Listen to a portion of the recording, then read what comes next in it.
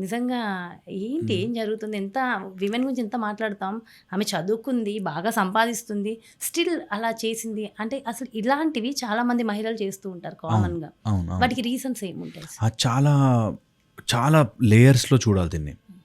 ఫస్టొచ్చేసి తన ప్రెషర్ ఎక్కడి నుంచి ఉందో. హ్మ్. అంటే ఆ గోల్డ్ పోతే ఇంట్లో కొంతమంది ప్రెషరైజ్ చేసి బ్రతుకుతుంటారు. బయటకి వాళ్ళు బాగా చదువుకున్న, డబ్బున్న వాళ్ళలా కనిపించినా, వాళ్ళ ఇంట్లో చాలా ప్రెషర్ ఉంటుంది. అంటే ప్రతి మాటని పట్టుకుని, ప్రతి మాటకి ప్రెషరైజ్ చేస్తూ ఉండే ఫ్యామిలీ అట్మాస్ఫియర్ అయ్యుండొచ్చు 1. సెకండొచ్చేసి చిన్న చిన్న వాటికి నాతో ఇలా జరిగిందేంటి అనే ఒక ఫీలింగ్‌లో చాలామంది ఉంటారు. ఇది న్యాచురల్‌గా గుర్తుపెట్టుకోవాలి. అందరితో జరగచ్చు. హా! ఈ సింపుల్ పాయింట్ మిస్ అయిపోతారు. అవును. దట్ అమ్మో! నేను ఎంతోమందిని అమ్మాయిలని చూశాను. ప్రేమించిన వాడు మోసం చేశాడు అనే పాయింట్‌తో జీవితాంతం ఏడుస్తుంటారు. హ్మ్.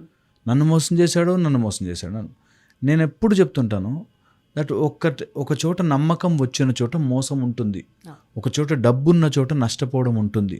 ఒక బిజినెస్‌లో ఉన్నప్పుడు ప్రాఫిట్ అండ్ లాస్ ఉంటాయి. అట్లాగా జీవితంలో కష్టము, నష్టము 2 ఉంటాయి.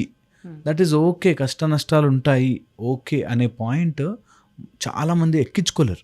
నాతో ఇలా జరిగిందా? నాతో ఇలా జరిగిందా? నాకింత ప్రాబ్లమ్ వచ్చిందా? అసలు నేనెంత నమ్మానో, నేనెంత తెలివనుకున్నానో అనే దాంట్లో ఉంటారు.